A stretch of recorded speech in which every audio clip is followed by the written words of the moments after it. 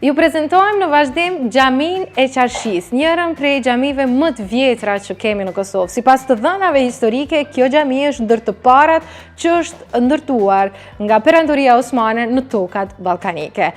Në këtë rrëfim do të mund të njiheni për veçantitë dhe karakteristikat e kësaj xhamie, të cilën më lejoni t'ju them atë më kryesorën. Kjo xhami, pra si xhamia e Qarshis, janë vetëm 3 në botë. Cila është arsyeja e kësaj veçantësie dhe pse janë vetëm 3 në botë si kjo, i keni në rrëfimin që kemi realizuar bashkë me Orhanin.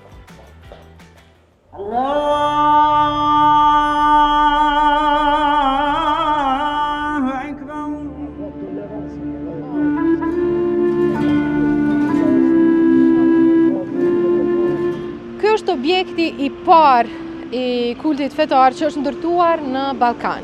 Thuhet që është ndërtuar pas betejës së Kosovës, më saktësisht në vitin 1389. Nga të dhënat historike, në këtë periudhë është vënë gur themeli i kësaj xhamie, e cila thuhet të jetë e para që është ndërtuar në tokat ballkanike.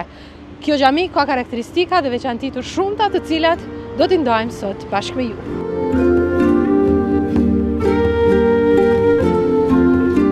Xhamia e Gurit, apo xhamia e Qarshis, që i thojnë qytetarët, i ka mbet emri Qarshis për arsye se këtu ku gjindemi ne ka qenë qarshia e mbulume e qytetit Prishtinës e viteve e shekullit 19 edhe fillim shekullit 20, që s'ka mbet asnjë gjurmë prej atyne, domethënë vetëm emri i xhamisë së Qarshis. Xhamia karakterizohet me ndërtimin e parë në Ballkan në objekti kulti islam apo musliman. Në vitin 1389, historiografia tregon se sultani pas betejës së Kosovës, në rastin e vdekjes së babës dhe fitores së luftës betejës së Kosovës, i përkushton një objekt faleje faltoreje përshpirtërore babait të tij Muratit parë, që ndron jetë në betejën e Kosovës, dhe ky është sultan Pajaziti. Gur themelin e vendos 1389 derisa xhamia ndërtohet në faza përfundimisht thuhet në vitin 1440 nga Murati i dytë, pasardhës të Muratit parë.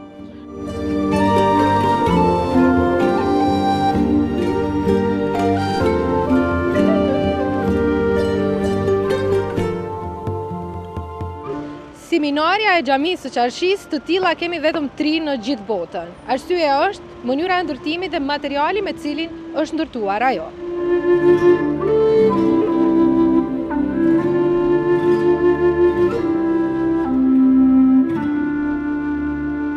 Minarja thuhet në burimet historike apo ekspertët, studiuesit që mirën me ndërtimin arkitekturën e xhamive, kemi të bëjmë një minare të Gurit të ndërtuar prej themeleve deri në nalt, edhe është e rrumbullakët, dhe thuhet që janë vetëm 3 në krejt botën. Ato 2 tjerat me tonë drejtën nuk i kam studiu, apo nuk i kam ndjek mirë, po në burimet tona, apo përshkrimi arkitekturor i xhamisë përmendet ndër 3 veçoritë që tojnë 3 ndërtimet në botë.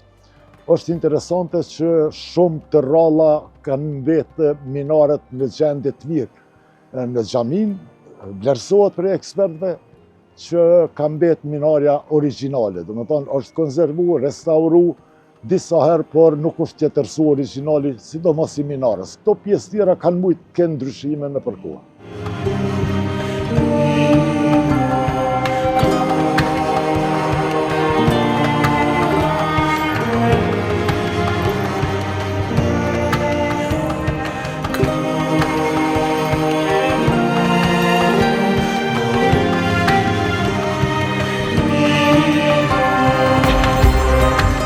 Tjetër karakteristikë e xhamisë së Qarshis është stili arkitektonik i arkitekturës osmane.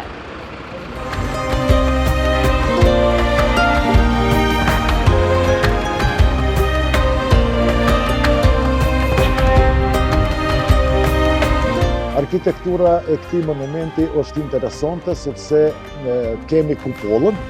Kupolla mbështetet në 12 pjesë, dhe është një stil i vjetër arkitekturor që vjen prej periudhës së antikitetit të vonë. Domethënë para objektet e Për shpirtërore që ndërtohen, kemi në kuptim kulturën bizantines që pason me kulturën apo stilin osman, qofse mundini me qujtë arkitekturë osmane, sepse arkitektura islame dallon. Në këtë kuptim, kemi të bëjmë me arkitekturën pikërisht osmane të stilit të veçantë të ndërtimit të xhamive dhe guri. Guri ka qenë një material sigurisht me atë kohë i shtrenjit për ndërtimin, sepse zakonisht trallat xhamia janë krejt të ndërtuar me gur, shifet edhe minarja këtu që është karakteristike, por domethënë është ashtu quajtur i stili arkitekturor islam i perandorisë osmane.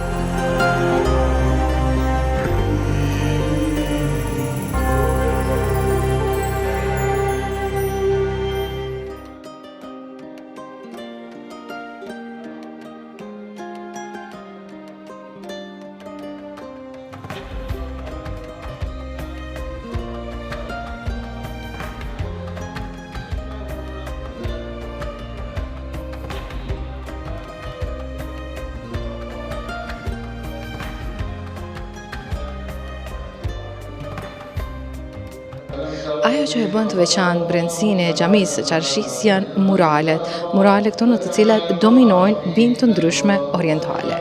Një tjetër veçanti sa i përket këtij objekti dhe hapësirës brenda tij është kozgjatja e procesit të restaurimit të fundit. Ka zgjatur rreth 12 vjet procesi i restaurimit të kësaj xhamie, siç e thamë edhe më parë, ndër më të veçantat në botë.